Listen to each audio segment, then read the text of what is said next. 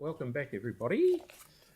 We're just going to change things around slightly. We are now doing infrastructure and regulations, and I'll read it. We now will deal with the amendments that relate to citizens and community group. We will move and second each amendment individually. Staff advice will be present, including the rates impact for each amendment, and councillors will have the opportunity to ask questions. We'll then have one debate for the whole group and vote on each amendment individually. Now, just changing things around a bit, what we're going to do is in the last time I said, say for argument's sake, Jake, have you got a mover and have you got a seconder, and then go through the whole list like that. We'll do them one at a time, like in this particular case, Councillor Fields, you've got a mover, the seconder is Jake. We will talk questions to staff at that one, and then we'll go down them like that, because otherwise there's people up and down all over the village. So just trying to it might take a bit longer, but the debate will be as a group like it was last time. Okie dokie? And this is also because these ones are a bit more complex, so we need to. Before we move on to that, though, yes. We just wanted to do the two that we actually accidentally left off from this morning's citizen and community cluster. So these are just two, again, that we're confirming that they are on budget. So the first one is on budget and been initiated. The next one is on budget, and the team will actually move that forward if it's deliverable in that time. So okay. That's... So we need to move on second. With respect to staff, I've got issues with these. I didn't see the wording prior to this. Okay, so we'll park them and come back later. Yeah, and it may well be it's tomorrow. Yeah, maybe tomorrow. Because we all have got somewhere to be at 4 o'clock. Yep. Okay? And if we don't not putting pressure on, if we don't get it done by 4 o'clock, we're back tomorrow. Okay? Right, so the first one we have here is number 42. That's Councillor Fields and seconded by Jake McClelland. Have we got any questions of staff on that? Can we just clarify by the move and seconder what they're actually moving? So which one of these what's their actual amendment? You're asking me? Yeah, as the mover.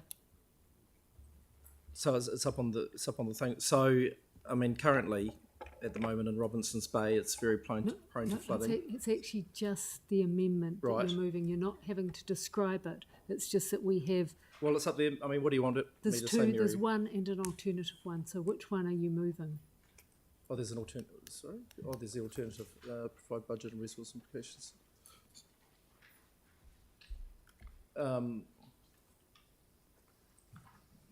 Yeah, the alternative looks good to me. Okay. Yep. So and is the seconder happy with that one? Okay, great. Thanks. Okay, sorry to be so procedural, but we need to make sure we've recorded the right one. I'm talking about the rate one. Okay, so. Any questions? Questions or? Well, I don't have any questions now because the revised amendment makes it quite clear for what I'm after. Yeah. Can I just have a question whether it's got resource implications or cost implications to prepare the report, and what's the time frame of the report? We're going to have it for the final debate.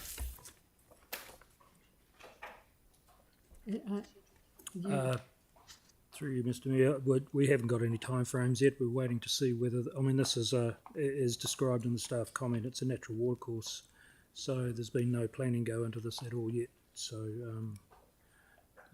this will be, if we get the funding for this, it'll be done in the next financial year. Okay. To clarify, there's no budget implications for now to do that piece of work.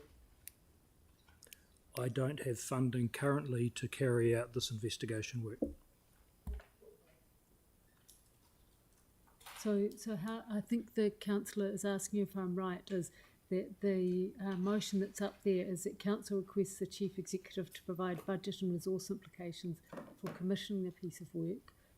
Are we able to? How long would it take for us to provide? Would we be able to provide that in time for inclusion in the draft LTP? No, I wouldn't be able to guarantee that because there's consultation required. There'll be geotech. You're talking about moving a natural waterway. So Brent, I don't. Are you sure it's a natural waterway? I don't. I think that that's incorrect. Well, the Stormwater information it's a stormwater channel that's routed through private property, and it connects with a natural waterway eventually. But I'm not asking for anything to happen to the natural waterway. and no work has been done determining that. Currently, those properties will be feeding that way. If you move the waterway, they'll have to reverse back out the other way. So I can't guarantee I'll have the information back by 30th of June. Thank you. Just for a bit of clarity, one thing that I do know in my previous life, that if you've got a piece of land that may be getting turned into a subdivision and 50 years ago a farmer has dug a trench through it just for a waterway, for drainage, ECAN's thoughts of it, it is a waterway. Even though it was man-made, it wasn't the original one, so it's a very messy situation to get into. What the alternative wording is actually just budget for a report, not budget for the work. Yeah, That's correct. So Yep, you did right. yeah. So do you have enough budget to do the report? And if not, how much would it be? Not this financial year, no. Okay. So the question is, how much is it, so that we can. put Yeah, it I've on? said $20,000. Okay. Okay. Councillor McDonald. Maybe I've got it wrong. I don't think it's actually that. Aren't you asking for advice? Maybe I've got it wrong. You're asking for advice before we finalise the LTP on what the implications would be of doing that work and what budget we would need to put on in terms of actually commissioning the work to understand the problem. It's sort of So we would do that after we get a report from- ASAP. Yeah.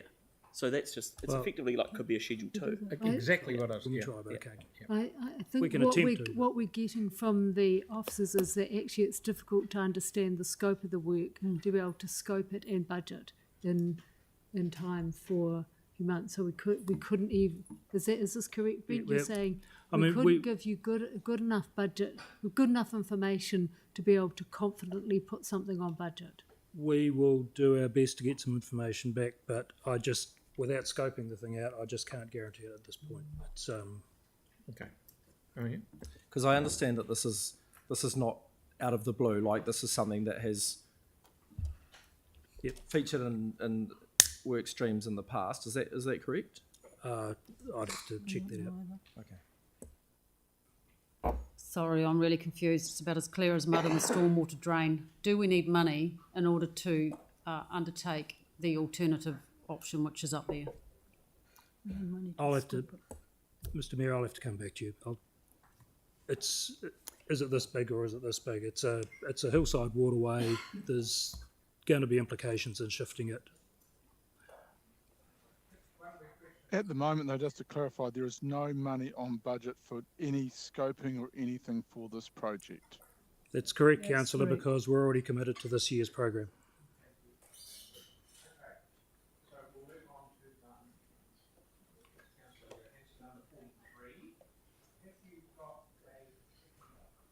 Yeah, Melanie Coker. Yeah.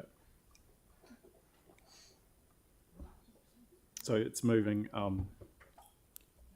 43A, but it's just a little bit confusing with the staff advice because the staff advice is different to the recommendation from staff is different than the proposed one. I'd clarify that, Mr. Mayor, because when the original amendment came through, there were 3 parts to it, so we answered all 3. But can I just check, are staff happy with A43A now? There's an attachment to the information you've got there where we have detailed out what specific things we could carry out. Okay. And I think I originally said it was 18.25 million over the 10 years. So should we just... I think it's about 20 something now. Okay, so should we just amend it to the recommendation 1 on the staff column? Which, can you read?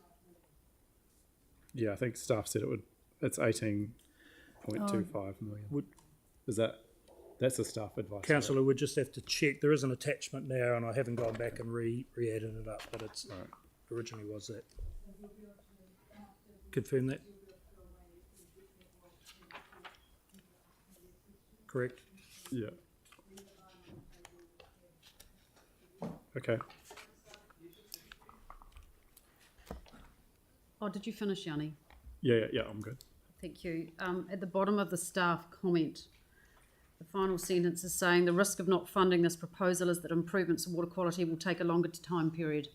What sort of time period are we talking about? 1 year, 2 year, 10 years? That, councillor, that can be dependent on the effect of development in different areas because for example, in the Otakai Kino area where we have projected increased zinc levels, it may take us 10 years, 20 years to combat that, whereas other areas which have lesser contamination maybe sooner. So it's depends on the areas we're working in. So had this amendment not been presented through this process, would you have been comfortable with the current funds that are on budget to do the work to improve the water quality across the city? So, councillor, the current funding is there to address, we believe, what we need to do under the consent. However, we're also trying to give a balanced and deliverable budget as well. So this is a bit like putting in some measures and then doing some polishing on the top. This would make a huge difference to the waterways. It's a matter of meeting the standards or just going that little bit extra, and that will help us in allowing for future growth in the areas. So I just want to pick up on the deliverable part. Is this deliverable? We're concentrating not only on affordable but also deliverable. Is this deliverable, these extra works that will be funded? Yes, it is, councillor, because if you look at the attachment, I believe there's a tab on the spreadsheet there, we've spread it over the 10 years, starting with some very minor work in year one, but ramping up in each of the facilities, I think from memory is about one per year. Just for the sake of easiness or comprehension, it's quite good if you read page 52 of the agenda in the consultation document. Staff have actually done an excellent job adding this as an option to the consultation document. But just to get back to, I think, one of the points that was made before about the events funding, actually making a decision now about whether this is in budget or not in budget is probably quite helpful for staff when they put the LTP together. So there's two options there that staff have listed. No, but what I'm saying is with the reference that staff have made to the additional information, most of the additional information is in that CD on page 52, and actually the option that they've put, which I'm happy to amend the recommendation to, is allocate additional capital funding of 22.5 million over 10 years to improve water quality and then it's got the 4 things that they're recommending to do. And they are specific actions.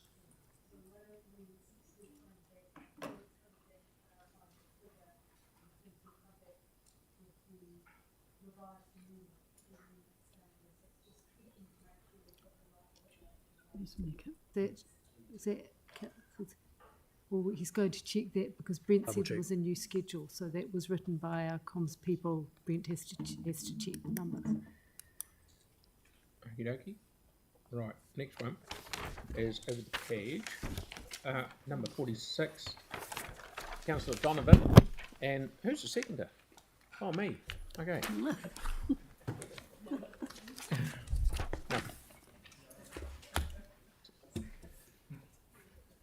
Any? So this is just reconfirming budget that was already in the long-term plan, but we're just sort of moving some of it out further. Is that correct? The bulk of the funding's going to the end of the long-term plan? Yes. And in terms of the prioritisation, this is currently within the transport prioritisation, is that correct? So the master plans that we do, the suburban master plans, their funding sits generally mostly in transport because it's mostly streetscape work with a smaller amount in parks when it's on parks and those areas. So the prioritisation within the draft capital plan that's been put to you is heavily driven by those transport priorities, but plus also what's in your letter of expectations, your new strategies, policies, and in terms of the transport stuff, also the national policy statement the government policy statement, GPS on transport as well. Just a couple of quick other ones. Because this is it's not a classic transport one because it is a master plan project. Sometimes the prioritisation can be slightly at odds with some of the transport prioritisation because it falls outside the strategic priorities within transport. So this is still a priority in your view within the capital program. If I'm looking at it from a straight regeneration perspective and delivery of the master plan, yes, it's still an important part of that. Up to council to decide where it sits within the overall prioritisation. And a final question is, I'm aware that this is dependent on having a willing seller, so this money is really just confirming budget, but there's a good chance that that budget will sit there unless things change. There is that possibility, yes. So won't be spent. Any more questions on that? Okay, we'll now move on to the next one, which is Councillor Coker, number 50, and the seconder is Councillor McClellan. Any discussion on that? Any questions? Anyone of staff? Okay, brilliant. The next one is Councillor Fields, and is seconded by Jake, Councillor McClellan, that funding for the Diamond Harbour Village improvements be retained in the 10-year budget. Any questions? Do you want to? Sorry, on page 3, at the top, number 51. Yeah. So the thing I'm trying to get my head around with this one, it's been on budget for a while, and then, so when we did the annual plan last year, it was still on budget, and then it just disappeared from budget. 600 grand. And it's not like for next year, it's like a few years down the track. And it was something that was worked on with the community and workshopped in like lots of community, right, as I understand it. So it's the same project. So I'm not quite sure why it disappeared. I just want to keep it on. So it's pretty much the same answer as the last time. We know that you have parameters that you wanted, that you set through letter of expectations, and things have had to be prioritised. And unfortunately, this hasn't met those priorities from the staff advice perspective, up to council to decide if it has a different priority. Right, okay. So so the question is, if councillors want to help a community out to recover post-earthquake, just checking. Yeah, I Thank you, can't Councillor comment on Templeton, that. for keeping me on the straight and You narrow. do see in the staff advice that we could look also at doing other works within operational budgets, and we're working with the transport unit to see if we can do some of those things that add improvements there as well. Okay, Councillor Henstock. Just picking up on the second paragraph in the staff comment where you're saying, you've mentioned the prioritisation, but you say the amount allocated may no longer be sufficient to deliver the full range of interventions anticipated. Can you comment on that? How far off are we? Because it says that the OPEX CAPEX is minor. Yep. So that is advice that I've received from Lynette's team. I don't know what the full amount is from them, but they're saying that 600,000 may not be sufficient to meet the total expectations. And there's no updated information. I haven't received any, I'm sorry. Okay. Karen? Yep. So if we pushed it out, as it stood before the kind of the rejigged budget, if we pushed it out a year or two, that'll obviously take the heat out of rates in the near term, and then it can just go out for consultation, right? And people can say whether they like that or they don't.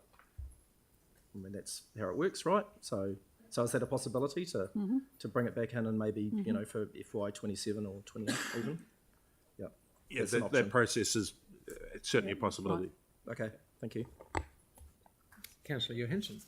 Yeah, I was just wondering if maybe it was possible to do a substitution from the Naval Point Development Plan 27 million to fund this. Is that an option that we could consider? I don't have carriage of Naval Point, so I can't really comment on that. We don't have sufficient information to be looking at substitutions. They should have been foreshadowed before now so we could give advice. Okay, I mean, maybe a question to the local councillor. But theoretically, the $500,000 in this current year that was rated on for U cottage renewals, that could be substituted for this in a way, couldn't it? Yeah, well, that's one. That's more that we Again, These are questions that should have been foreshadowed. If we won't have sufficient advice to give you that advice today. We would maybe have to look at this at some other point in the annual plan That's if fine, you thank you, wanted Mary. the substitutions. But in saying that, if he took the option of pushing it out, gives you time to find a substitution and it could come back in later. So that could be the way around. Okay. Right, we'll move on to the next one. Number 62, Councillor McDonald, and the seconder is Councillor Ewan. Okay.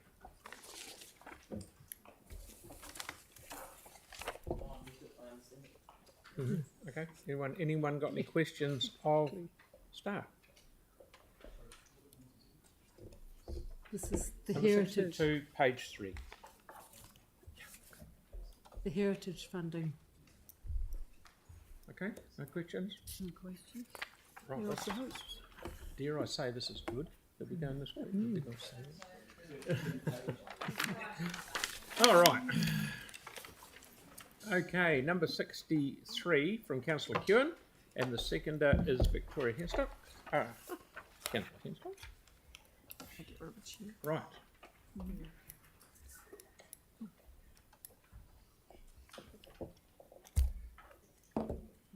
You want to talk to us at all? Aaron, you know that you're the movie, you know what's going on in here, so it's all cool. Has anyone got any questions? I've got no questions at this point. Thank you. Okay, thank you. All right. Great. Councillor Moore, were you getting all excited and putting your hand up then? Can we move across and get some? Oh, they've all got the staff comment, haven't they? The advice I've got is that using other lights potentially not actually possible. So I'm wondering how rock solid that actually is. Does that mean it can't proceed if it turns out they can't use those lights? No, so with further conversation, so we were looking to be recyclers, and but that is when you remove some of the hardware, it gets damaged or broken and not fit for purpose. There's a couple of reasons, good reasons why we've been well explained. So it'd have to just be new infrastructure put in, not recycling. Oh, it has a longer life, I suppose. I didn't think my neighbourhood would be there that long, but a longer life one is better. Does staff want to respond to that question as well? Through the chair, Councillor Curran really has covered it. When we do dismantle existing sets, we do keep hardware for spares for other sites where we can. So we do as much recycling as we can for other sites across the city. But when we are installing a new set, we would install up-to-date technology that would have the longest asset life, so it would be the best whole of life value for money for the council. Okay. So just to clarify that from what you're saying, can that amendment stand as it is when it's actually saying you would be using A full set or so. recycling when both of you said you can't always recycle? No, the recycle bit would have to come off, wouldn't it? That's right. The recycling would have to be struck through, and it would be the installation of a new intersection, new signalised intersection. So stop it after set. Gardner. So Hereward Breen's Gardeners, full stop. Yeah. You'd have to take the word recycled out as well. So Also are you happy with that, Councillor Curran? Absolutely. Yeah, we traversed this, and Lynette explained it really well. Councillor Cotter. So just reminding us, this is part of the Wheels to Wings, and this is included in the Wheels to Wings design. And if this went ahead, I'm asking questions, and Lynette is nodding. Yeah, a bit of a hard time today. And if this was to be installed, this project on its own, it would not receive funding from NZTA. Is that correct? That is correct. So, in your opinion, would it be better to go back and retain it with the Wheels to Wings? It would be, That's not something I can answer today, it would councillor. be fiscally more prudent. Okay. But you get subsidies It's going to cost more. It'll If cost it's not, it will cost more if you do it this way. standalone. Thank you. Okay, Councillor Templeton. Okay, Councillor Moore. Just to clarify, if this one proceeded but Wheels to Wings was not stopped, then there's actually nothing stopping this from still happening with Wheels to Wings. If both amendments were approved, or sorry, if one was approved, the other one was not approved, then this could still happen with that. It doesn't rule it out. No, that's a question. We're not in debate yet. So is that, Lynette, can you answer that? No, I think Councillor Moore's correct on that one. Cool, thank you. He might be too. Great. Okay, Councillor Kieran. Yeah, so just to confirm on the funding that we have never asked NZTA for funding for this, rather than, I think there was a statement made that it wouldn't be funded, but we've not asked, so we don't know. Through the chair, councillor, that's not actually correct. We have asked Wakutahi in the past, and that's in the staff advice, I believe it was, if I'm looking at the right staff advice. NZTA have previously advised that they are unlikely to subsidise a standalone project. For the intersection, this is because yes. when compared to other intersections, so on and so forth, doesn't. Yes, so and we have asked them before. Yeah. So, so we have applied for funding. No, we have asked them if they would Right. subsidise it. Right, and yeah. But no, we haven't applied for funding. Okay, Through and then the same would go for if the signals were to be installed as part of Wheels to Wings. We haven't asked, or we have asked for the funding for that, and that is confirmed. We have gone through the business case process for the cycleway, Yep. of which the intersection is part of the cycleway, and it is covered through that. So NZTA have confirmed they will fund it now. No, we're still working through that business case process with them. And through you, Mr. Chair, there's a piece of staff advice in there that's quite important. NZTA priorities and policies are currently under review pending the new government. So there'll be a new GPS comes in. Yes. So that might be in our favour or not. Right, and right. So so going by some of the minister's statements, that could change considerably. That's good. So just to get this right, so the second amendment around our staff to request NZTA to pay for removal, do we need to amend that to make it clear as once the GPS is confirmed, council asks staff to pay? Or are you happy with it just like that? So the second resolution, which is our staff to request NZTA to pay for the removal and installation of the traffic lights. Do that anyway. Well,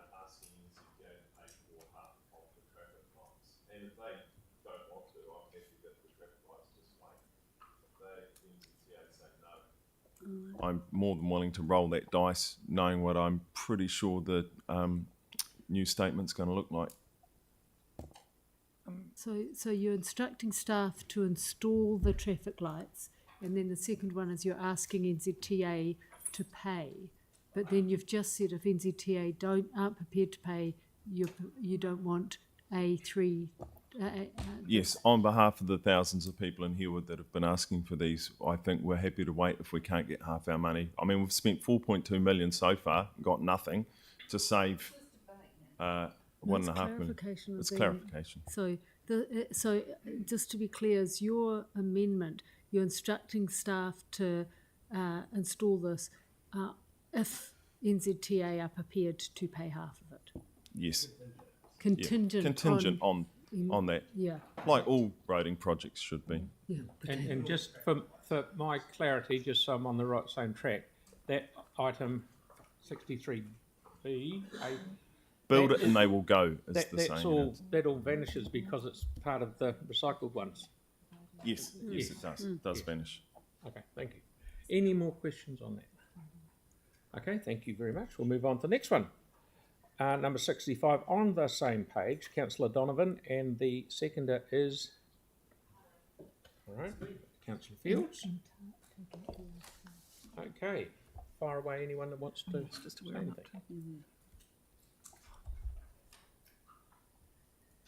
Do you want to give a little explanation? We've got the advice in that. It's all there. No, that's cool. Everyone's happy, so that's good. Thank you very much. This is good. Okay, we're moving across the page to page 5. 67. Councillor Peters, number 67, and the seconder is Councillor Moore. Any questions on that?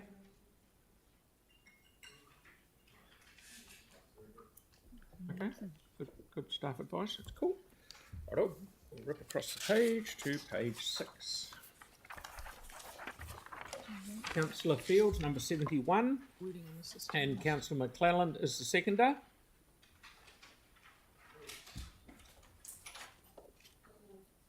Everyone's who? Clear as mud.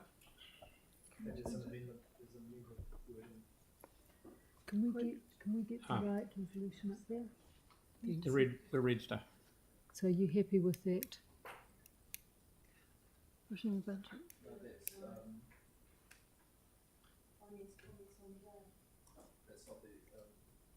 There's some amended wording, isn't there? Yeah. That's gone to the Secretariat, I think. Can we go back to that one? Yeah. We'll find it and we'll come back to Okay. it. Come back So to come back to number 71. 71. Okay, right, over the page. Number 72 on page 7, Councillor Henstock and Councillor McClelland. Oh, that's been pushed out to the other schedule for a report. Schedule 3. We mentioned that at the very beginning. I'll just check, Mary. Mr. Mayor, that was addressed in Schedule 2 and it was moved sorry, at that it was time, so too, that's yes. no longer in this Hasn't debate. got- No. Right. Thank you. Right, next one on that page, page 7, number 73, Councillor Johansson.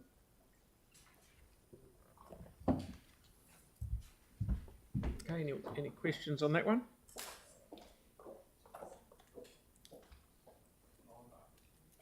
Okay, good to go. Right. Yes, certainly. Lynette, This is number 73. yes, it is, yeah.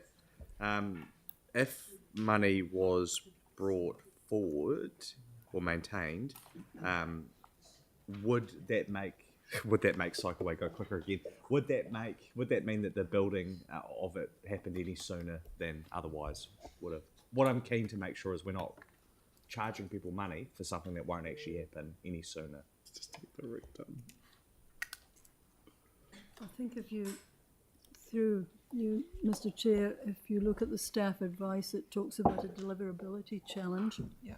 And the second part of this, just bringing forward the scheme design without being able to construct straight after is risky. It's not very clear. So you mean that if we retain the money, it'll happen sooner or it won't happen any sooner? It won't happen sooner. Won't happen sooner. Okay, thank you. Sorry, Yanni's view. I was happy to push that out one more year to 25-26, but the question I have of staff, and this has been raised quite a few times before, is there a kind of flow chart for the MCRs about the different key milestones and where we're at to and how long is allowed between each stage? Because I'm just mindful that we've already done a massive amount of work on route selection for this route, but we still haven't finalised the route. And so the money that was spent previously on this just seems to be, engaging with community, etc. Debate. Seems to be quite. I just kind of wondering how, what the timing is around the different milestones that we have. Let me stop you just for 1 second. I jumped ahead of myself and didn't ask who your seconder was for this one. Well, I think Jake was going to second That it was the if I one pushed it out to for it. 25-26. Okay, yep. You seconding it? On the spot there. But I don't understand enough about it. What year is it proposed to be pushed to?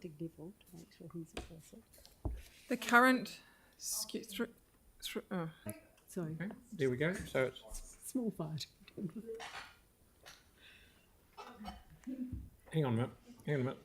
Where are we at, Mary? I'm just coping with the fire on the Port Hills. Got a wee issue going. Sorry. Got a wee issue going on here.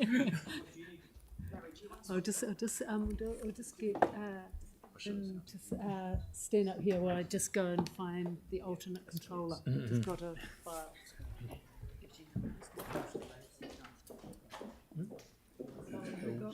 Right. What's happening? Okay. Welcome. Through the chair, can I Yeah, sorry, carry on, Can Lynette. I provide a little bit of clarity on this one? I think there was some confusion in the process of the amendments around this amendment as well. Currently, the Opauaho River route is pushed out to about 27, 28 in the current draft 6 of the proposal, and that is to try and smooth the hump of the capital program, and it addresses the deliverability issues that were requested of us through the letter of expectation.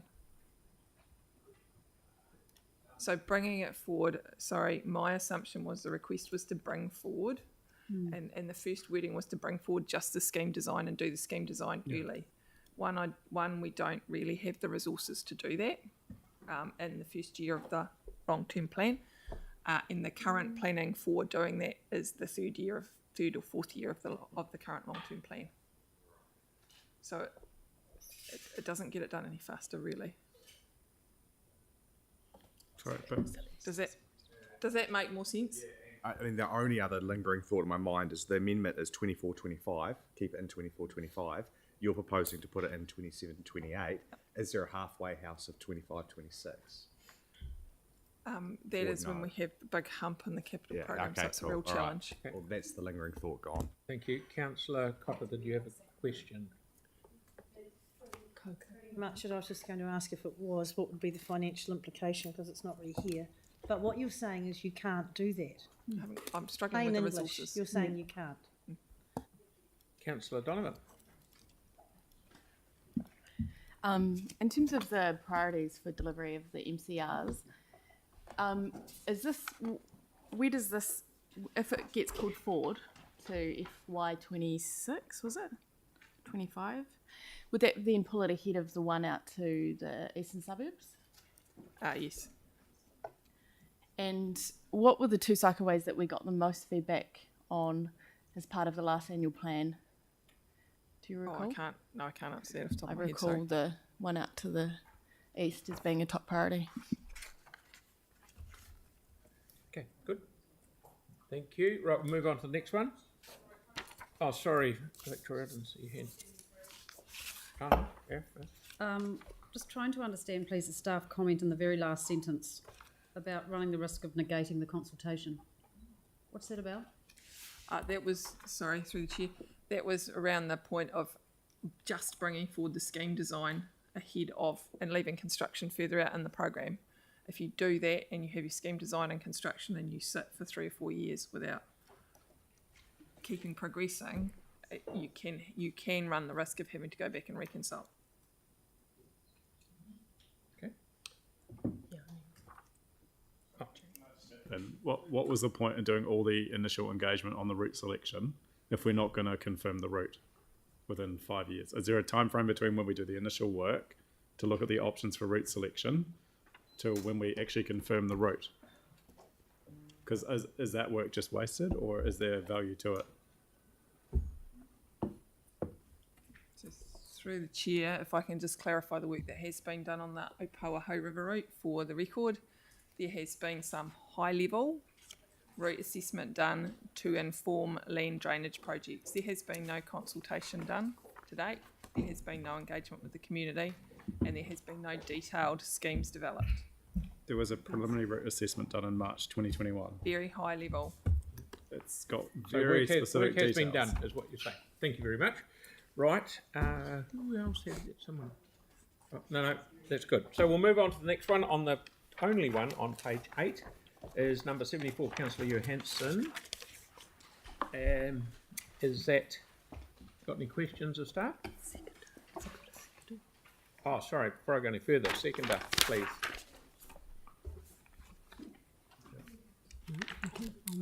No Yeah, seconder. I'll Jake, move on. Jake was keen to second it, and it was going to push it out to 25, 26 and 26, 27.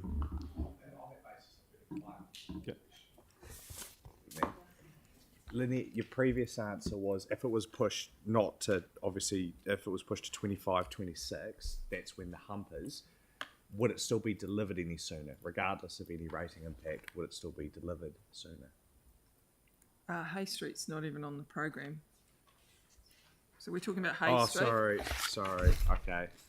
Hay Street. Then yes, I'm keen to second that. Yeah. So I did have an outstanding question too of the organisation, which was to get a list of the curb and channel renewal streets. But I haven't had an answer. It's one of the few remaining. Through the chair, and for the record, I apologise for not getting those answers back. I've been off sick, so they haven't come back. But the advice here is that there are other streets within the city that are of a higher need on a condition basis. That we would, as staff, bring to you and prioritise first. I've got a question. Is Hay Street, which I know where most of it is this deep dish channel you're talking about, or is it flat channel? Part of it is deep dish, is my understanding. Okay. I've only done a Google trip down it for the amendment. Fine. Yeah, because that's right. Councillor Hester. Thank you. Just concentrating on the last part of the staff comment where you're referencing the unlikelihood of funding from NZTA. Is that based on the current funding principles, or is that an anticipation of a change coming? We haven't. These were written. The staff advice was written given the information that we currently have. Okay, so, and it's unlikely that this is going to meet the subsidy. Yep. Thank you. Okay, thank you. Right, move on to the next one. Across the page, this is page 9 we're on now. We've got Councillor Harrison Hunt, and the seconder is Councillor Coker at Church Corner Revitalisation. Any questions on that? Yeah, we'll stay here.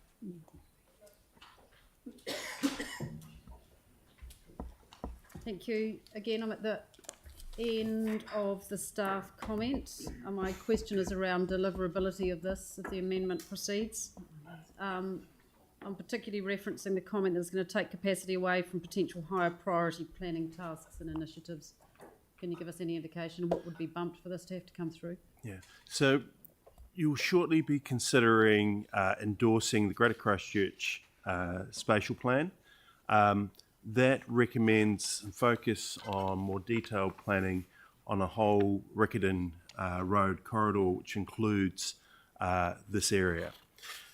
We're trying to work through how we do those plans, plus looking at what's already on our current planning agenda. At this stage, we don't have any spare capacity to put additional work onto that agenda unless it was reprioritised. But this work would be coming through probably in year 2 to year 3 anyway of the LTP as part of implementing that broader Greater Christchurch spatial plan work. Okay, thank you. So just to put it in another way, is this the cart before the horse? It would probably be better to look at this as part of the whole of that corridor. Okay, brilliant. Thank you. Councillor Harrison. Kia ora, Bruce. Cheers for your mahi on this. In terms of prioritisation, who really sets that priority list? Ultimately, council sets its priorities. So it's technically political decisions based on what the council believe is a priority. Okay. And in terms of the potential uptick in population, is there anything council is currently doing to be able to facilitate the larger amount of population that's looking to be in there based on Kāinga Order development and potentially PC14 or even MPSUD? There's a whole lot of uncertainty about a number of those matters at the moment. We know that Kāinga Order is going through a review, and we are unsure of what their future program will look like. Right. There's uncertainty around PC14 and the broader direction. I suppose the staff advice would be, let's have a look at this, but do it across that whole corridor where we're trying to consider all those matters of intensification along there and the potential that might come depending on where the government goes with the MRT. So that's looking at that. Our advice would be to try and look at that holistically down that whole corridor and assess that effects across that whole corridor. Sure. So if we're thinking about that in terms of a bigger scale around central government and the spatial plan and also central government's direction, where they can't even, I guess, let's say, agree on light rail or wheeled rail, if you will, wouldn't it help the argument if we actually have some facilitated plan within some of that direction to be able to set some sort of mitigants around that? Yeah. Our advice would still be to focus on comprehensively looking at that whole corridor, not just a very small portion of that. We need to take that broader view and get some certainty of some of that direction as well. By corridor, you're meaning Hornby to Belfast, the whole light rail direction, or are you talking about? We're more focusing on the Riccarton Road aspect of it, from Hagley Park right through to Church Corner. Sure. So if we got, say, this on the books for FY 28-29, there's nothing to say that we can't push it out if it's not ready yet, right? Again, we would still be recommending to look at the holistic one, not just a Church Corner one. And it's likely that we will be recommending, as we develop the more detailed plans of when we do things, that Riccarton Road one will be one of the first ones that we do, but just not in the next 12 to 18 months because we've already got existing priorities. Cool, thanks.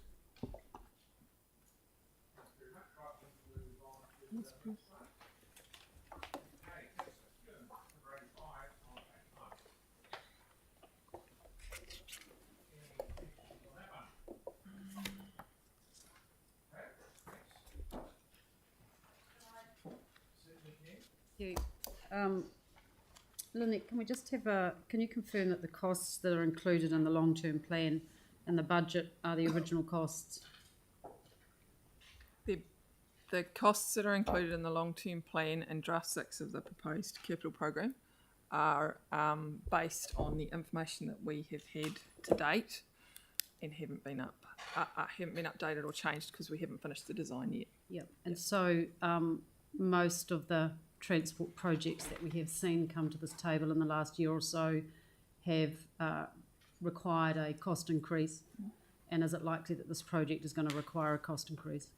I don't know that at the moment. Don't know that, but it's fair to say that most of the transport projects that have come to us have had a cost increase. I seem to recall you've said about a 20% cost increase across the board. I have talked in the past about escalation costs that we are seeing, but the costs, the projects that you see at the table often involve cost increases, but a lot of them are going through without any. We have got projects that are going through without cost increases. Thank you. And so in the rates impact, there's a savings of 0.01 and 25, 0.05 and 26, etc. But referring to your final paragraph in staff comments, where it says further delay runs the risk of additional cost to the project through rework and additional engagement and costs against existing contracts, I assume that would mean broken contracts, and undertaking multiple works on the same sections of road in close succession, increased reputational risks and losses of efficiency, which means higher costs. So you obviously haven't got those quantified to off-balance the saving in the other column. Through the chair, no, they haven't been. The advice we could provide you to this amendment was based on the information that we had at the time. We are very aware that, particularly in the bottom end of Herwood Road, around the Mitre 10 site, there is quite a lot of other work, water supply and sewer work that needs to go on as well. So we are looking to combine as much of that work as we can through the same contractor to achieve the efficiencies we can. That's right. But that water supply and wastewater work will still need to go ahead. Yes, but you wouldn't be able to find the efficiencies by combining the two jobs at the same time. So basically, you stand by those comments, there will be additional costs if this was delayed. It could be. Thank you. If it was delayed. Councillor Henstock, then Councillor Mitchell. Oh, thank you. Just a supplementary to one raised by Councillor Cotter. She's referred to costs to get existing contracts. Can you just confirm that you haven't let the contracts for this project yet, so that there won't be any cancellation fees? We haven't let a construction contract, no. Thank you. And I just forgot to ask before about the likelihood of the NZTA or Waka Kotahi's subsidy on this. You haven't asked, we haven't got that confirmed yet? No, we're still working through that with Waka Kotahi. They asked for follow-up information recently, and we've just got that back to them. So. And do you think that this is at risk with the change in government priorities with the new government? That's a crystal ball for me. I don't know. It could change. Thank you. Thanks, Lynette. Only a real quick one. I wonder if, I'm just thinking through the conversation, and depending on where it lands, because I know we've talked about program level budgets, and I'm just thinking back to F&P the other day with that, I want to say the Island Road one, we're talking about the increase in. Would it be possible to get some updated high level costings before a strike in the LTP, so that those budgets are actually reflected in the budget, as opposed to being drawn down from program if there's that overrun?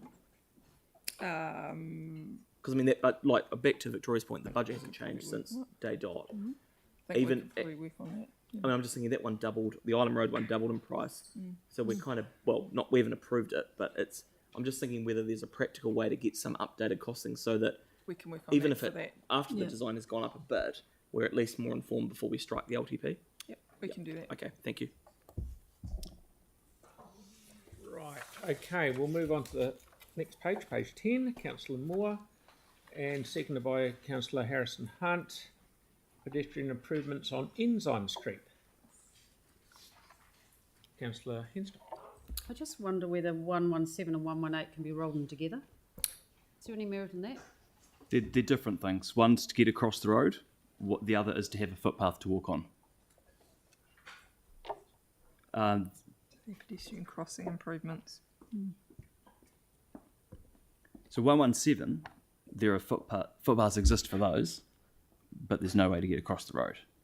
But the 118 specifically relates to areas that don't have footpaths on them, or parts of the road that don't have footpaths on them. Yeah. Okay. Councillor Peters. Thank you. Lynette, I see the staff advice here is that this is normally delivered through the minor safety programs, through community board report and priority setting. Would this be more appropriate to be pushed back to the community board and see if we can't get it through there rather than through a resolution here? That's where we would advise to do it. Yes. Because I mean, for me as a community board member, it frustrates me to see this sort of thing having to come to this level. Is there a way to stop that from happening? I'll let you answer that one. Councillors can put forward whatever amendments they choose to do, and we just respond. Right,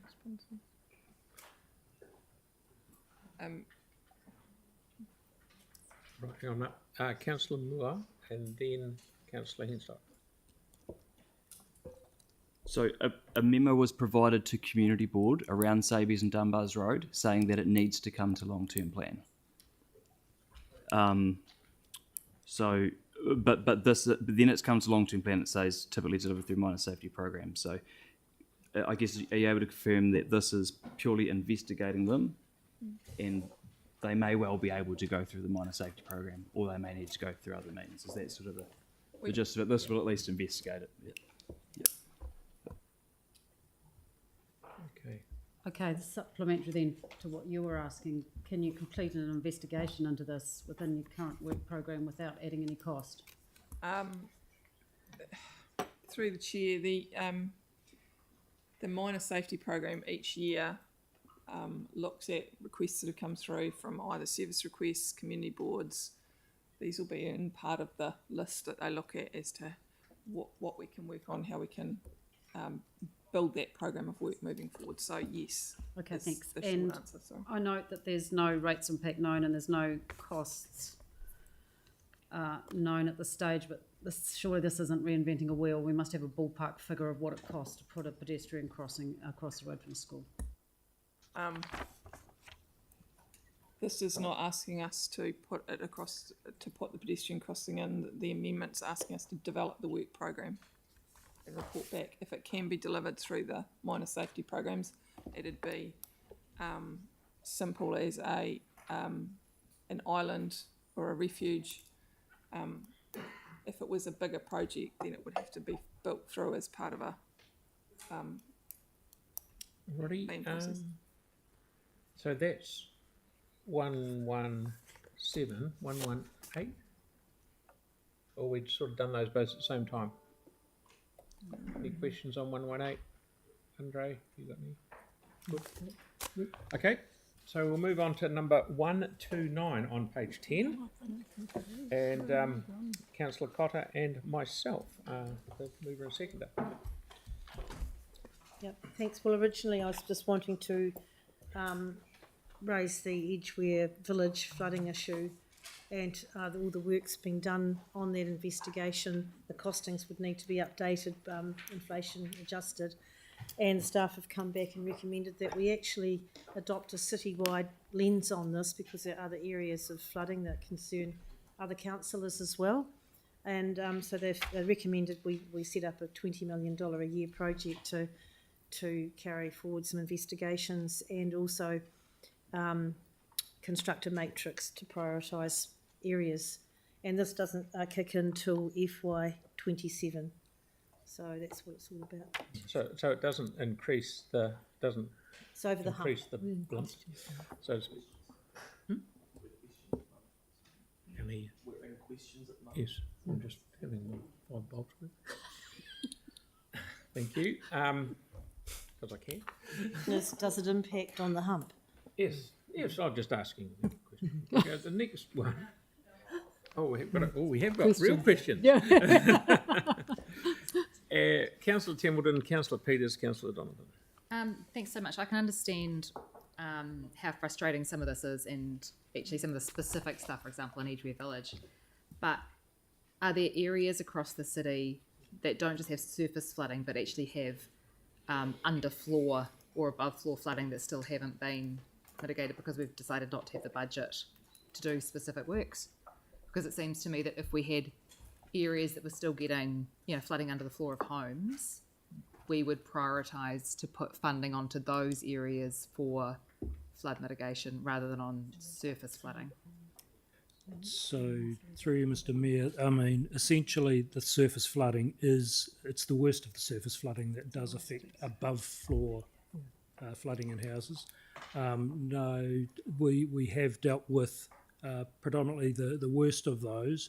What does happen is that these isolated, I'll call them isolated pockets. You may remember there was a report came to council back in April last year, and there's about 30 of these areas listed on it. And it's really, it's not saying the work doesn't need to be done, but it needs to be prioritised as a council as to where the priorities are. Some will have impacts on residences, not necessarily above floor, maybe in garages, for example. Some may impact commercial, such as Edgware, and some will be just deep surface flooding on roads that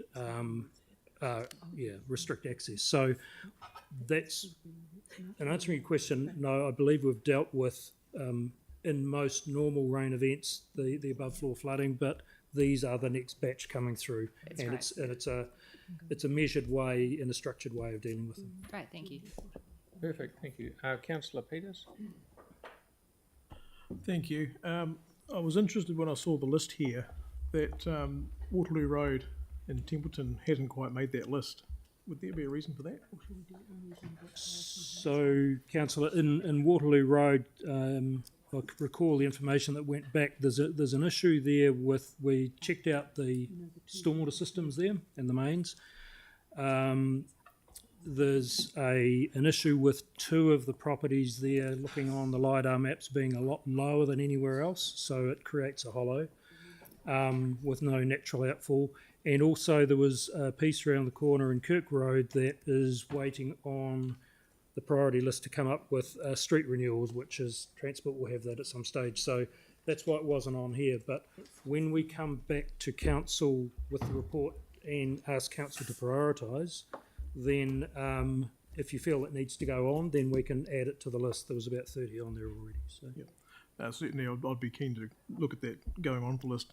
40 years is a long time to have that going out there. So, thank you. Councillor Donald. In terms of the budget, I'm just wondering, do you think $20 million is going to be adequate? Because I can see that one project is 18 in theory. So how will that, if we're looking at a citywide lens and we prioritise some projects, in theory we'd only get through one project? And that's, Councillor, that's why we need to get some strict criteria on it. It may take a while to get through, or you may get 3 or 4 done in 1 year, depending on the severity of or what the answer is to the issue. So it's the ability there to look at different options. Potentially we might have to bring money forward in some years if it is that. But by the time you go through the prioritisation of them and, for example, you knock off anything that's getting close to residential, for example, I think you'll see it will fall out of that. You can always review this again in the next LTP, but it gives you time to get the planning, get the prioritisation done, and get a program underway. And final question. Obviously, this is a concern for many residents. How does this fit within the Coastal Hazards Adaptation Program, where we're looking at prioritising spending based upon areas that will be at risk from climate issues such as flooding? Doesn't. Good question, Councillor. Okay. Because it's the results of those studies will influence some of this, and you may choose. One of the criteria may be, is this in a coastal hazard study area, and it might affect the timing of it. Okay, Councillor McLennan, please. I did have my hand up before you, Kelly. He did. To be fair. Hey, just on the financials, the first year, 0.5, I'm assuming that's because it's detailed design work and no construction's taken place. And then I notice it cascades down from 18 down to 14. Is that just because the size of the rate base gets bigger over that period of time? The rate impact, there would be a finance question to ask that, but it was just put through as a 20 million flat line through. There will be, I guess, inflation adjustments along the way, but the rates impact is a finance question. And what kind of certainty do we have that the priorities identified thus far will make it into the matrix? Will they all be part of a matrix, but we don't know obviously what result they'll be, or will some be in, some be out? They will all be part of the matrix, and then it's up to you guys. Oh, so it's a matrix you can edit. Those are the best kinds of matrices. Matrices, Jake. Matrices. Oh, right, I think so. Yeah, I don't. Yeah. And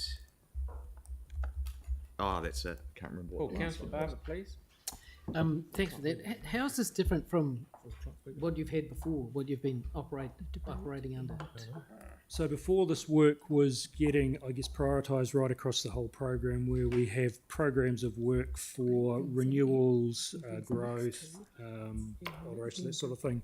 And when we had large programs looking at the land drainage recovery program, the Flockton Basins, that type of thing, they tend to suck all the money in, and these outliers, because they haven't got the same number of properties affected, they tend to get prioritised out, and the larger ones get it. So that's why putting in a specific fund for this that can't be shifted around is better.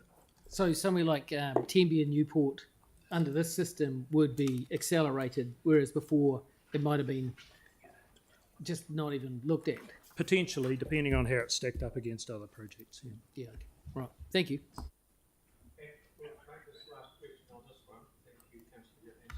I just wondered whether I should be moving like Bromley around Masons and Ruru Road gets put into this, or Councillor, when we bring the list back to council, there'll be the opportunity to raise other areas and add them to it. Okay, so should we get rid of these specific ones?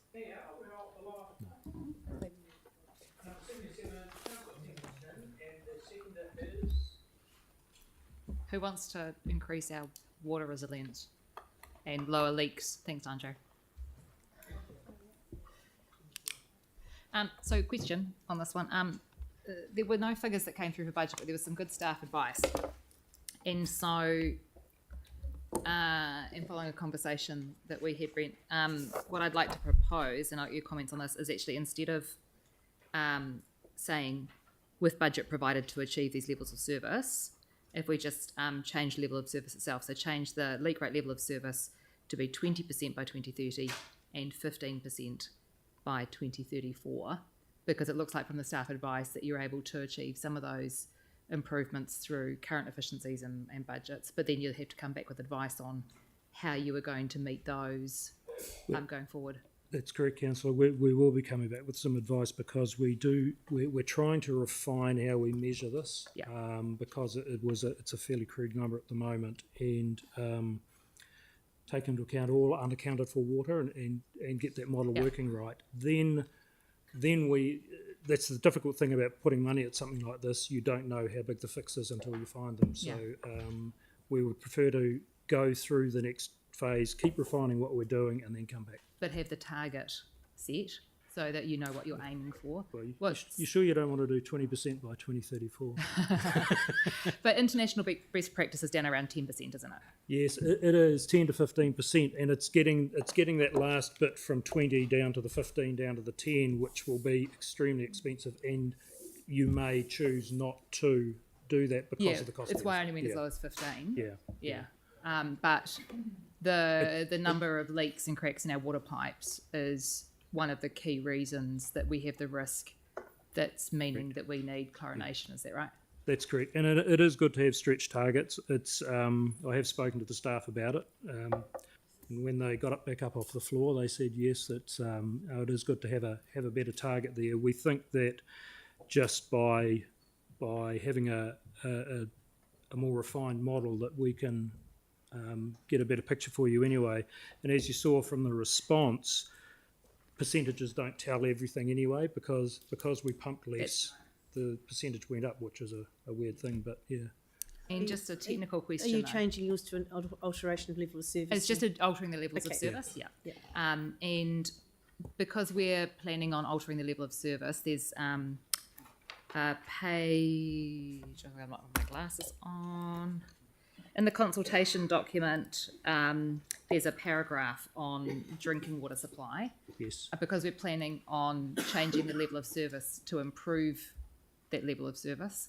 Would we need to highlight that in that paragraph? We would do. Yeah. It was just a few question for the next one. Next one. Yeah. Yes, there will be a section on changed levels of service. Yeah. Okay, that's fine. Thank you. So Sam, I'd like to change it just to take out the the end of the thing that says with budget provided to achieve these levels of service. Andre already has that. Yes. Yeah.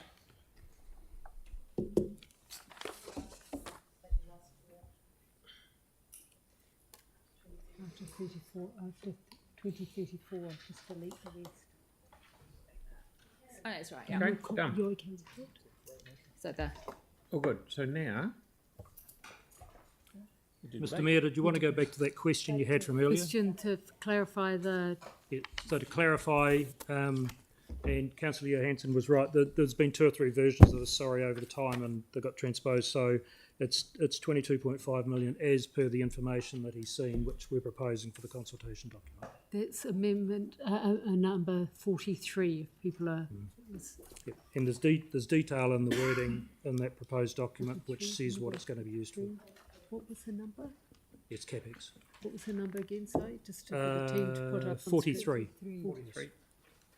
No, not the number of the resolution, the figure that's going in there. Oh, 22.5 million. 2.5. Over generally from 27 to 34. Right. 2027. Did you Okay. get that? So now, 22. do you want to do those other 2? No, have the debate on this one. Right, we'll rip into the debate on this. On all of them. What about the one that you're coming back to? What happened to that? Which one was that one? Oh, that's No, right. no, There the was others one are that coming. we were going to come No, back the to. others are coming. We're doing those this afternoon as well. What number is it, bud? I can't remember. There's power out across the city too. No, I can't remember which one it was. It was one of them. Was it It was fairly early on. 42?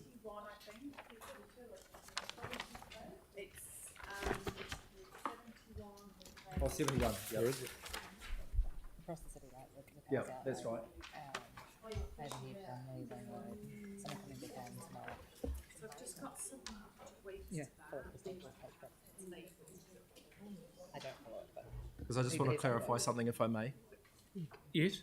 Because the way that, sorry, can I just address the, so because the way it's written is it's pushed out by 3 years, but actually in the proposed capital program, it had been pushed all the way out. So all I'm really doing is going, if we started with our initial starting point, let's push it out 3 years, and then we can end, so we don't have to worry about it right now, and then just put a focus on the safety because there are safety elements to it. So that's, Comfortable with that? So it's moving out by 3 years from what it was originally rather than what was proposed. Yeah. If that makes sense. So can you come and work with the dates so we get the resolution right and the... Can I just ask a question of No, Lynette? sorry, can you just-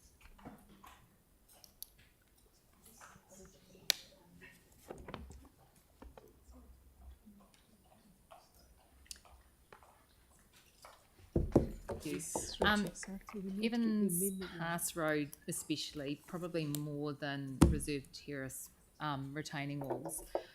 The feedback we'd had in previous budgeting sessions has been that it was a piece of work that was needed because it's the resilience for the road to the port. Yes. Yeah. Exactly. So how soon could we get it done? It's like if we have, a tunnel closure or something like that, or a bit of an earthquake, having this piece of infrastructure, like the other side's done, but this side isn't. And I believe, if I can see the advice correctly through the chair, that we've identified a piece that is urgent to do. That's why it's on the profile as identified in the staff advice. There is a piece at that hairpin bend that does need to get done, and we have suggested that stays on. Councillor Fields is suggesting we keep all the budget on budget. okay, so some of it's happening.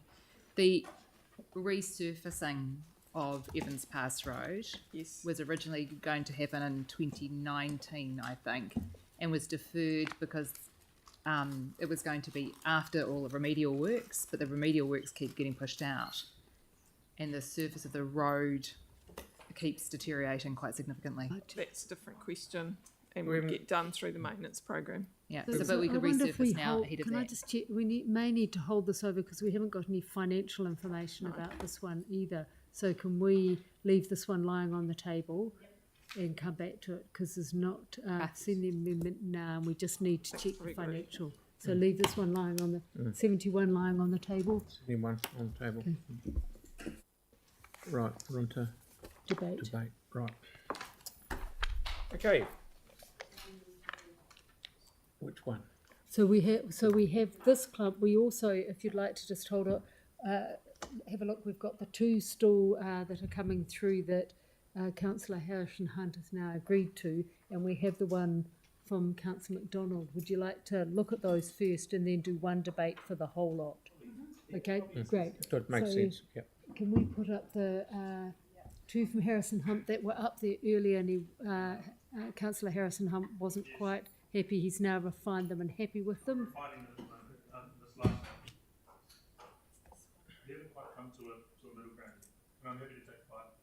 No, I haven't got 5 time to take 5. Okay, then I'd like to propose my wording then, in regard to the staff feedback, because it doesn't quite match what I'm trying to get out of it. So we can't. So you can't do it without advice about deliverability and financial impact. So we may have to leave it lying on the table. There's financials that are sitting here right now. What I'm wanting is prioritisation and for it to be set in stone, not being wishy-washy within budget lines. So Yeah, we'll leave I'm it more alone. than happy to do it next week. I just don't want to be But offside you're with okay stuff with- and make sure it's done. You're okay with the other one? Yep.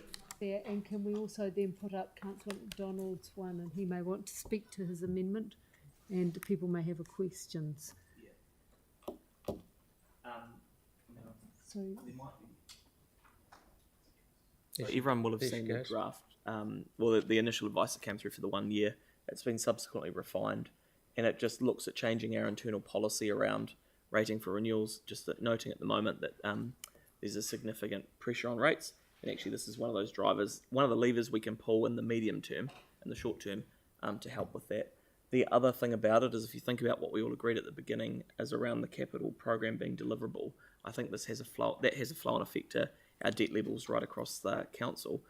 So this actually is probably something which could be seen as an immediate advantage to residents at the moment, while actually not significantly impacting our debt level, given what we've changed in the capital program over this next LTP. So the technical people will be here if you've got questions for it, but it just makes sense to get it in on this, and then we can vote so that we can keep it moving. So what this is saying is bake it into the rate now, but if people come back and say, actually, we don't want to do this, we want to, we'd much rather pay the rate up front, then it would be amended during that period. no, so what this, I understand from the council, what this is proposing at the moment, the draft has that we fully rate for renewals, or are we moving to the policy? The councillor is saying no, he would like the alternative put in the draft and consult on.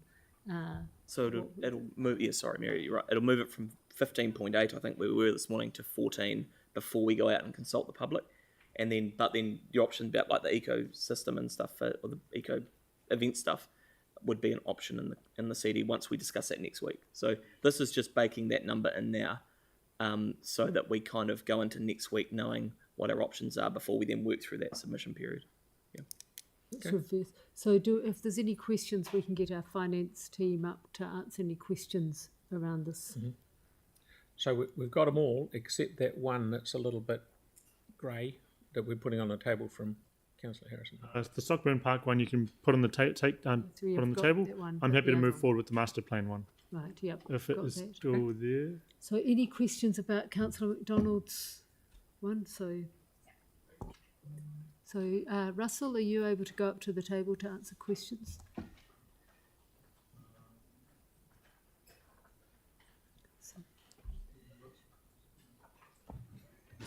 Councillor Templeton. Thank you. Just before, because we're doing this now instead of next week, just if you're able to outline the financial implications for future years and the impact it has on a balanced budget. For sure, Councillor, through you, Mr. Mayor. So what this proposal would do would pause the funding of renewal expenditure, well, reduce it, actually not pause it, just reduce it in years 1 and 2, and push that, I guess, that debt that would have been rate funded will now be debt funded. It's about $98 million over the term of the LTP, so it would be sitting out.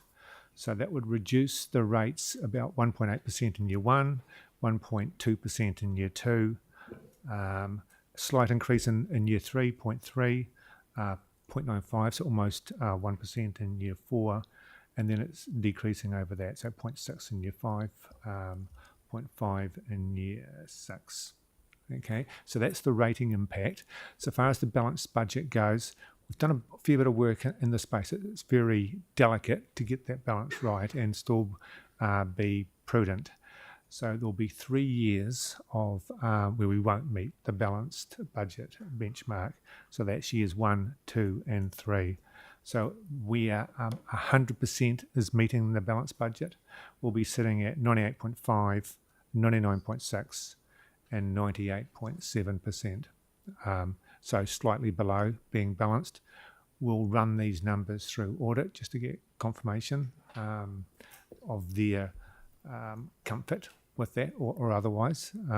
Yeah, we've had initial discussions, but there'll be, I'll need to update them on this position. Sorry, and this is something that you're comfortable with doing with current information? I guess it's right on the border. You know, we've got 3 years of unbalanced. So, but we are projecting to be balanced after that. So that's positive. We're not starting off balanced and going unbudgeted. So we're in the positive trajectory. Yeah. Yeah. Overall, over the period of the long-term plan, does it end up costing ratepayers more to do this? Acknowledging that it saves us a little bit in the short term when rates are so high. We will be putting more on debt. So yes, we've got to fund that debt. Okay. Yeah. So we'll be pushing the transition out by 1 year to 2032. So that's, you know, debt is on our books for longer before it comes off. Okay, yep. Thank you. Councillor McDonald. Yeah, thank you, Russell. That's helpful. The first one is, can you just confirm, or Bruce or the team may be able to, we did this following the earthquakes, didn't we? I understand. I'll just get Bruce to confirm. Yeah.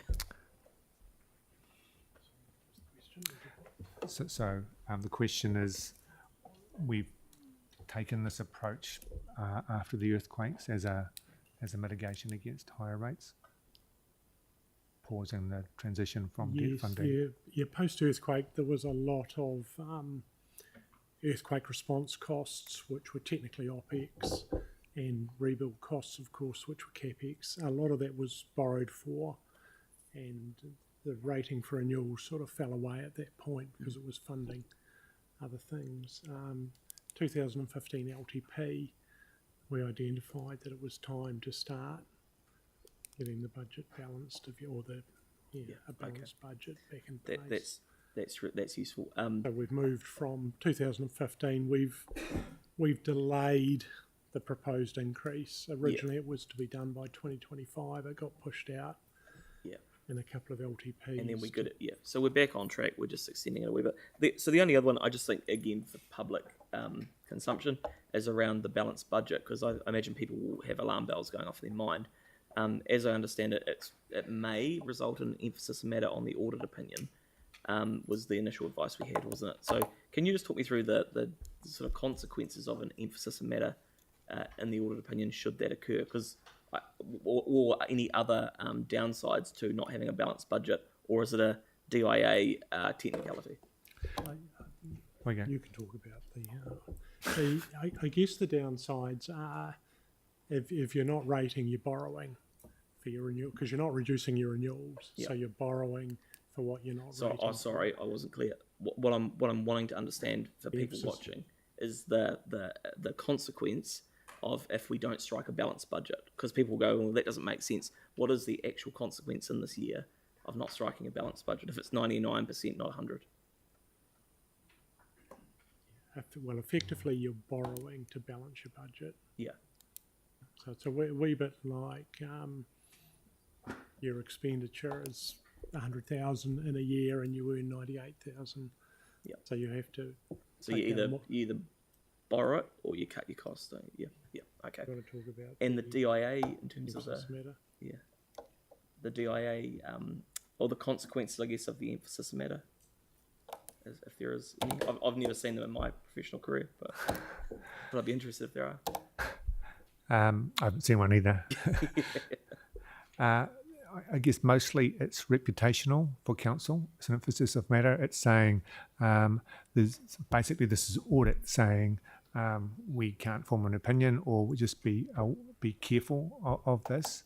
So it's not a qualification which would be extreme. Yeah. It's saying, okay, there's an area here where we are, we're just outlining to the public that there's we're a bit uncomfortable with this position. It effectively draws attention to something, doesn't it? But as I understand it, I know with Crown agencies, for example, they're not even tabled in Parliament as opposed to a qualification. Right. In an audit opinion. But I'm probably getting off track. So thank you. Yes. What question was that? Hang on, you've got Councillor Templeton, then Councillor Henstock, then I really want to get into debate. Yeah. While this is borderline for the balanced budget, what risks are there if we have an unexpected event, a large flooding event, all of those kind of things that can impact our budget. There's a fire at the moment, but those kind of things that impact our infrastructure delivery, our renewals, all of those kind of things. Do we risk it actually causing more issues for us, and that would make you more than or less than comfortable, if you know what I mean? So thank you, through you again, Mr. Mayor. Bruce is very clear. You know, what we're doing is we've got an operating shortfall. We're not funding it by rates, we're funding it by debt. So effectively we're borrowing for operating costs. If we had an unexpected event, and who knows what that could look like, I would imagine all sorts of priorities would change within our capital program or what we can do. So it would be difficult to sort of outline what that would look like. Certainly we have debt capacity to be able to meet most things, I would say. That'd have to be quite significant. Yeah, this wouldn't be impacting on our Wouldn't ability. cause you concerns for major events or anything? No. Okay. So it's not impacting, that's cool. Yeah, okay. So just following on that similar vein, just again, I'm just conscious of people watching at home. Can you just confirm that we've lifted the headroom for the event, that should something actually unexpected occur, we've put another 200 million into that headroom as a result of this LTP? Yes, that's quite correct. The financial strategy, we've lifted it now to 600 million. That's our minimum debt headroom. In saying that, we've got sufficient capacity above that. That's great. Thank you. Cheers. Thank you. Can I just check my own understanding? We are already borrowing to balance our budget. Yep.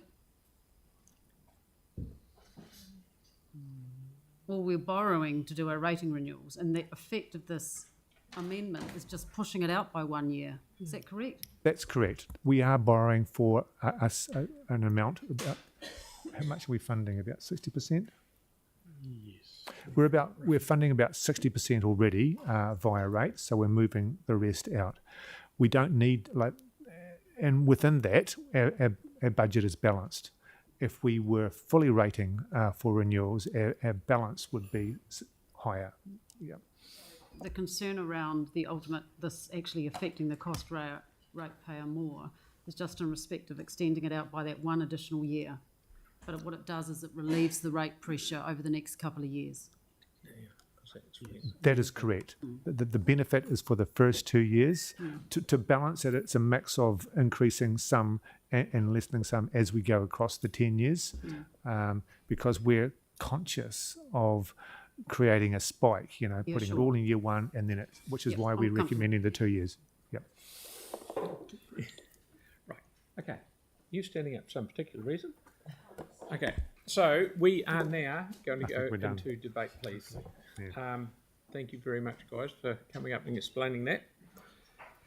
So as we did last time, we will have a debate on all of these together, and people can talk whatever they want to do. And Councillor Templeton would like to go first.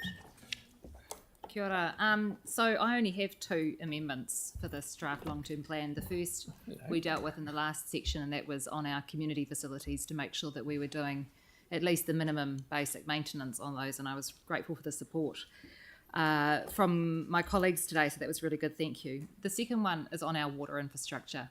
So we are a council who was very vocal and against the previous government's Three Waters reforms, but we currently have our drinking water pipes leaking probably above 25%, with a target of getting the leaks to under 25%. Back in 2018, we had an 18% leakage rate and a target of getting under 15%.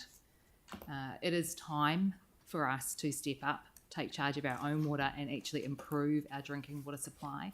We know it was the biggest risk once the new water standards came in, was the cracks in our pipe network.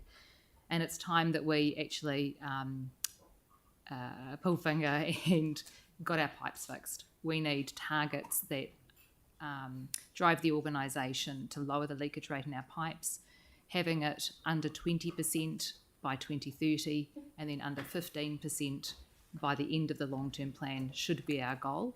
It is a stretch target, but it is one that we need to work towards because water is the lifeblood of our city.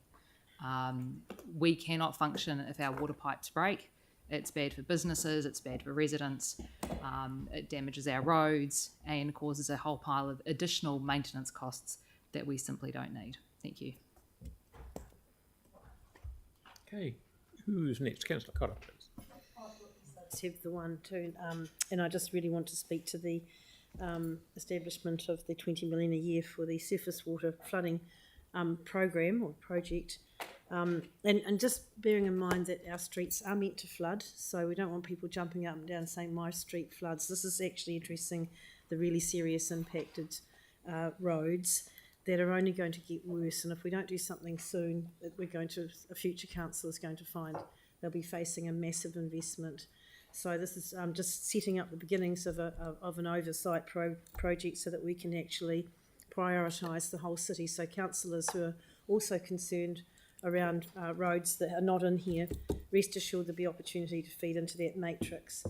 And so particularly in Edgware, we've got a whole commercial area with 3, 4, 5 shops being impacted, sometimes for a couple of days, and that's an economic loss to the city. And although we don't traditionally take on commercial premises, we concentrate more on residential. I think it's time we started to move into caring about some of these people.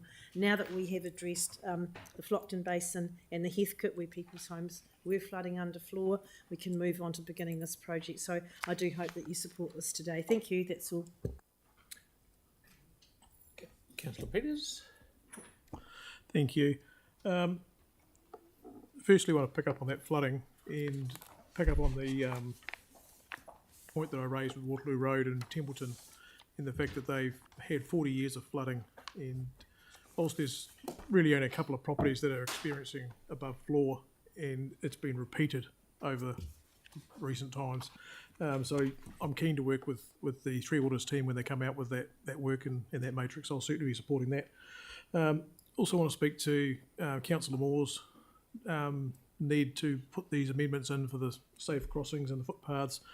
I find it a little frustrating as councillors that we have to come to this level to try and get these minor safety improvements and the footpaths addressed.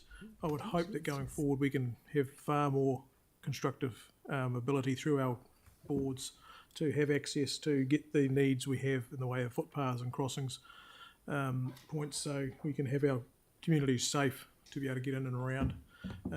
There's any number of footpaths missing in the Hornby and the Horsell areas, and I'm sure there's many others around the city, and having this footpath budget hopefully increased to a more realistic number, and doing a bit of a case study around the city to try and identify where these missing points are, and then be able to strategise and prioritise to get them actually implemented and fixed, I think is really positive to try and get this working. So good on you, Andre, for bringing this, and I'm fully supportive, and I'm certainly got 1 or 2 examples in the Hornby area that I put amendments in for that I'll look to wheel into this program, and hopefully together we can get some progress in our wards and also around the city for those that are missing footpaths and links.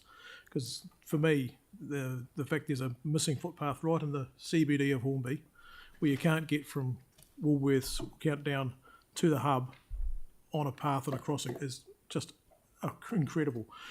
And what's really raised that for me has been seeing the transport choices going into places like Linwood, and to have transport choices in any neighbourhood is critical, and we need to try and find ways of making this work for everyone rather than having to come to this level and do an amendment to a long-term plan to try and get a simple footpath or a crossing point.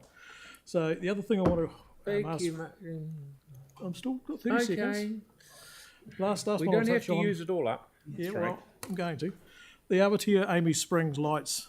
You'll see this back here as an amendment. That was one we brought back to our annual plan this year. And to see it disappear from the 10-year plan for this long-term plan was a little frustrating. To remind you, this has been waiting since before the earthquakes. We've had thousands of more homes put into this area that are using these intersections every day. It is dangerous. We've had pedestrians knocked over there in the last couple of months.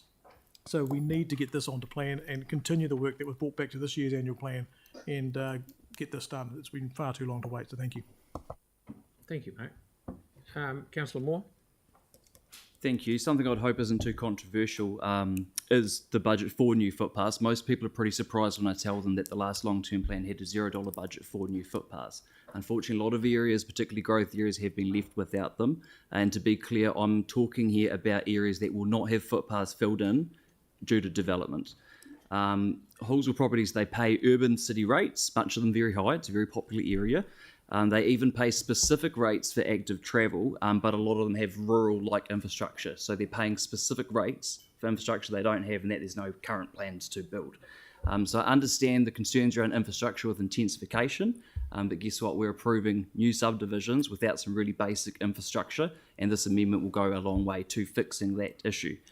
We should not be approving greenfield developments if we're not prepared to provide the bare basic infrastructure to connect them with local amenities. So we're continually told to get the basics right, and I must commend the Mayor's footpath crew, which I think is going really, really well. I'm getting a much faster response time when I report these. So I think we're getting a lot closer to getting that basic on footpaths right and actually making sure that we've got footpaths existing in areas that they should will get us a lot closer as well. And I'd note that significant sums of development contributions being paid in this area will go a long way to helping pay for new footpaths. That's what it's there for. On the school crossings, what I'm asking for is very, very simple crossing points. I'm not asking for anything gold-plated or expensive or overly complicated. It's just for school kids to be able to get across the road and indeed for all pedestrians as well. So there's a few examples here. Sabies and Dunbars Road, if those subdivisions were built in 2024, the requirements on the developer would be to build a crossing point. But 20 years ago, those requirements didn't exist. So we're having to pick up the pieces for infrastructure that should have been there 20 years ago. It wasn't, but it can be done now. Last year in the chamber here, we all looked a father in the eye whose child had been hit crossing Halswell Junction Road. And you can imagine what that did for the confidence of the local community there and letting their kids cross that road to go to a playground that is across the road.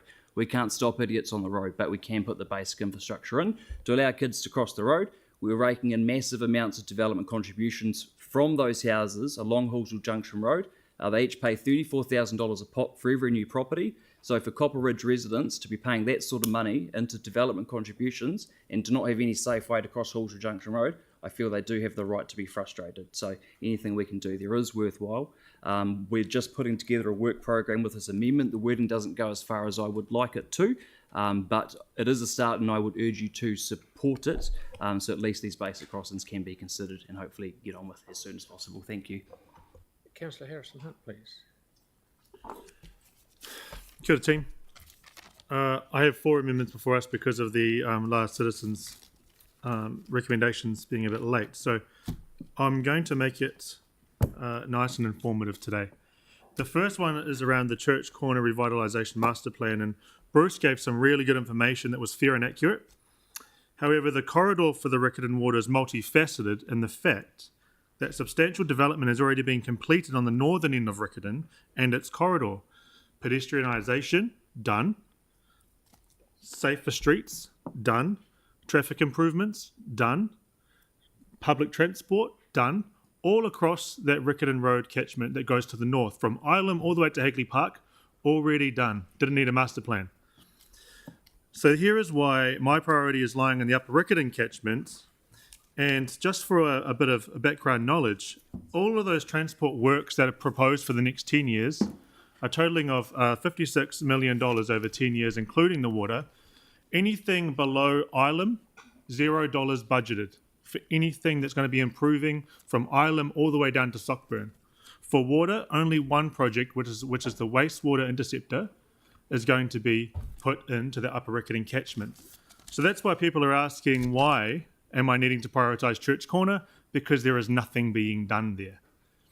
Now, it's about time we prepare for the new whānau that come into our city, and if we're thinking about that, particularly in the Church Corner area, Kāinga Ora is going to be having 2 massive developments of more than 150 families going to be just going into those two properties.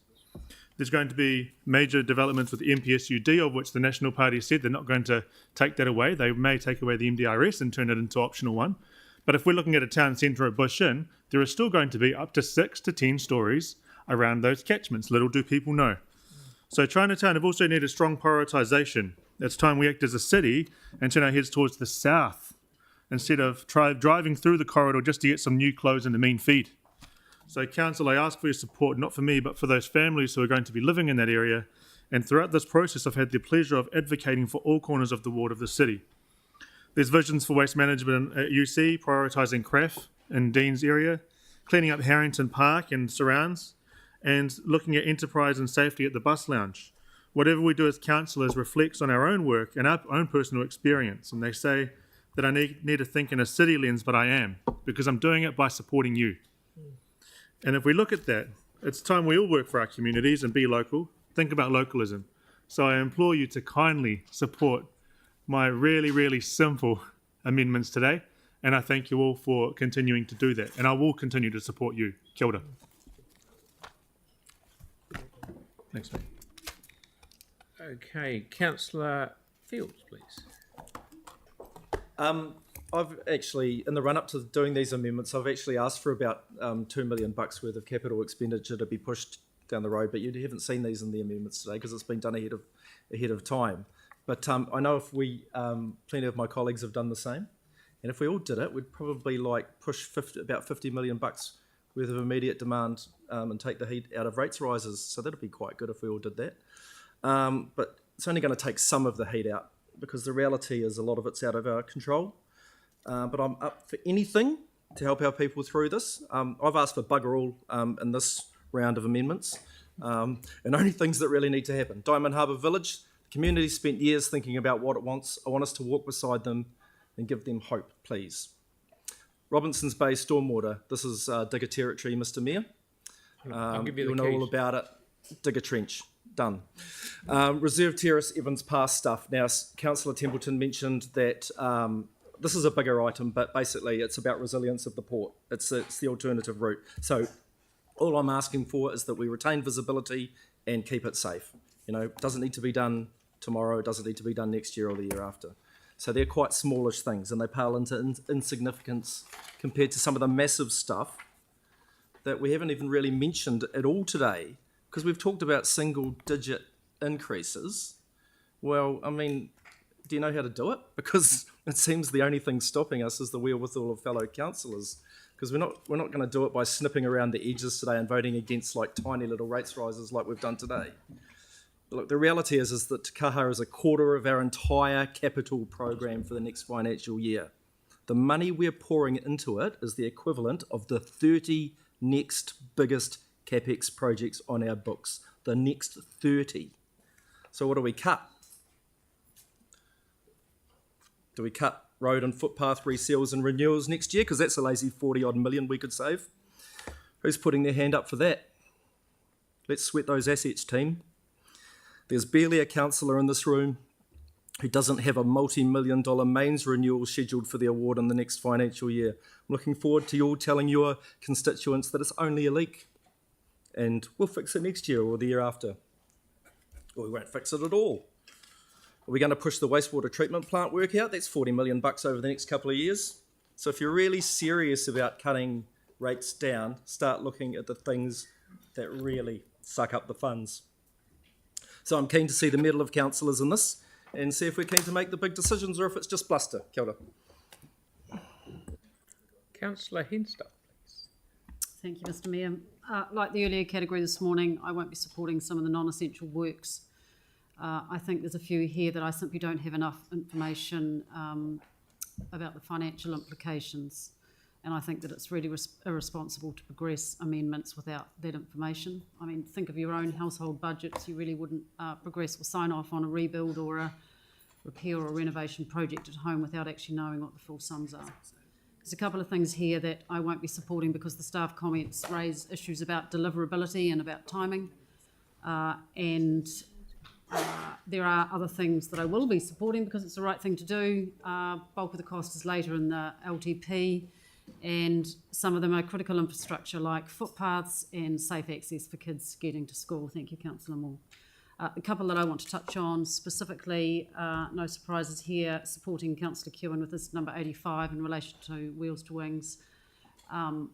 Need I remind you that I've got a mandate from my community to support this amendment, and I'm asking, and I'm supporting Councillor Kewen and asking that this project be put on hold pending the updated budget information being released and confirmation of the Crown contribution. You've heard from staff today that the budgets in the long-term plan are based on the original costings, which we all know are out of date, so we just don't have enough information. And all too often we've sat here and we've seen transport projects blowing out. We've been told on average that they're blowing out at about 27%. So you do the math on that. We don't need to be a rocket scientist to know that the cost is going to go up on this.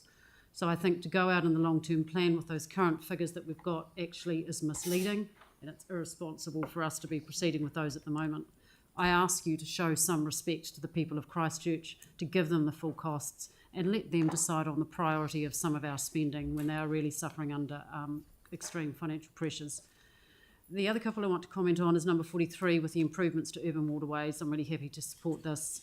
No impact in the early years. And staff have indicated it will have a huge difference and it's deliverable. And also in relation to Councillor Cotter with funding to address surface flooding, I'm really happy to support this because this is the sort of infrastructure that residents expect us to fund. And thank you for drafting it in a way that sees the funding being pushed out to 27. The reality is that we don't have a lot of room to move with this budget and this rates at the moment. We have to pull every lever we can, and in that regard I will be supporting Councillor McDonald in respect of his amendment with funding for renewals. Thank you, Mr. Mayor. Okay, Councillor McDonald. Yeah, thank you. I've probably contributed enough today for this, other than just say a couple of things. I think firstly, Andre's raised some really good points around footpaths, and again, reiterating what Councillor Hensock said, that is the kind of thing our community would expect to fund. So well done for bringing that to the table. I think that will make a really big change over the next wee while. I did want to acknowledge, and I appreciate Tyron's, we have different views on stuff, but you know the reality is it's really good you express them here. In my kind of view, actually, if we work together in a constructive, positive way, that's actually far more effective than sort of the bluster and things like that you referred to. So I think if we can do that over the next wee while, we can definitely get that number down. And I guess the other thing, just to allude to, again, people watching on TV, so we think about the capital program, and I think there was reference to it being such a core part of it. It absolutely is, but I think as everyone will remember, the unanimous letter we voted on at the beginning of this program, at the beginning of actually this work program, was to deliver a deliverable capital program, which excluded Te Kaha. So that has not been at the sacrifice of other work. In fact, we've all been quite open about the fact that if you take inflation and Te Kaha, you get to 9.5%, that's a single-digit rate rise that we can work within. So I would just hate for people out there to have the perception that Te Kaha is draining this whole thing, when actually it's been a project that has been kicked around for quite a while. We've now got it on track, it's on time and on budget, but it's a very, in terms of the rating issue we've got to deal with this year, again, it's certainly not the bluster that we're sort of hearing. So I think we're actually at a really good point. I think if we look at what Pauline has put forward along with the Mayor around that funding, around the flooding, that is fantastic. And I think that's a work program that I would 110% support because it's delivering into communities that I think both of you have been advocating for quite some time. So I actually think there are some really good amendments in there. But again, I just take up that point. If we all work together, we've still got a lot of time to get this number down, and we can certainly do that when we work in a constructive manner. Okay, thank you. I'll just have a wee... Oh, Councillor Keon. Yeah, I'll just go really quickly. Yeah, it will be good to see some of the suggestions that people make and councillors and come from their community on how not to spend money. I hope that's the big takeaway, is how not to spend it. And I was sitting here excitedly with Councillor Moore waiting for what Tyrone's examples were going to be if we were going to make the cuts. And then you got to the end of your 3 minutes. So in the coming weeks, I look forward to where you can show us where we can save some of that money, because I'm more than happy to put in some myself as well. And if we all put in like 20 each, we'll be in good shape. So a couple of things. I will ask you to support the two amendments that I've got in, one around the traffic lights that have been asked for decades to help the kids along there get to school, and the other one is around the cycleway along Herwood Road. More than happy that bits and pieces are adjusted in that amendment. Remember, we're only going out for consultation on this. If there's efficiencies in the pipework being done at the top end by the railway line, absolutely go ahead and get it done. Why would you not? But as far as the rest of it goes, we've got to get the local community on side, and part of that is about being transparent with the cost, then get them on side. I think the only way forward for cycleways, because we every year we hear of more and more we want, and we want more connections, and Celeste raised some really good ones. We've got to get, it's not the what, it's the how we deliver it. We've got to get that cost down. The linear metre cost has got to drop dramatically. Then we can deliver way more. So, what's that, sorry? The what? Okay. All right, like Park Terrace. Yes, let's do more of Park Terrace everywhere. That's Harewood Road, right there. So let's. I look forward to that. So I support it. Let's just get the number and then find out from NZTA, especially the new version, if they're committed to supporting it. If not, it probably needs to sit out a lot further in the thing. Or as a council, we come up with ways of delivering, like Park Terrace, a lot cheaper versions of cycleways. Get people on bikes and get the wins, rather than just our big win always being the heavy infrastructure. Okay, I will just wrap up. There's a couple of things. The surface flooding thing, I'm passionate with this with Councillor Cotter. There are areas in town where the road, fair enough, the road floods. We don't really need it to flood. It's in areas where people pay rates, whether it's high rates or low rates. They don't expect to see the road flooded for any amount of time, but even if it did, it could run away quickly. The work that the staff will be doing on this, because I've been behind it a little bit with Pauline, what they're suggesting is very good, and it will solve a few issues for solving an area. One area will then downstream help alleviate the pressure on other areas. As far as Councillor Templeton's one about water leaks, I thoroughly agree with her. I think we should be prioritising though, and I reckon we can do it in our existing budgets. What we are doing is, because the computer says this pipe in this street is 60 years old, change it, we're going and changing it, because that's it. We should be concentrating, which we do. We go out at night time with headphones on and find these leaks. Some parts of town, we can have massive leaks under the ground because it's gravelly or sandy. All the water runs away and we never see it, and we can only get it by at night time testing it with headphones. We should be concentrating on finding those big leaks ahead of maybe changing a 60-year-old pipe which is not leaking, and let's sweat that for a little bit longer, because if we want to get anywhere towards getting chlorine out, which I think is a very big ask, and I personally don't think we'll ever get there. No matter what we do, the goalposts will keep getting moved out. But I think we can. Stopping water leaks is important, very important, and I'm more than happy that I feel that we can do it in our existing budgets if we point things in the right direction. So I'm all happy. Done. Done. So we're going to the vote. We're going to debate. So no, we've done debate. Done debate. We don't want to do it again, do we? No, going to the votes. Right. So we'll do the same as last time, move through with a show of hands, and we'll start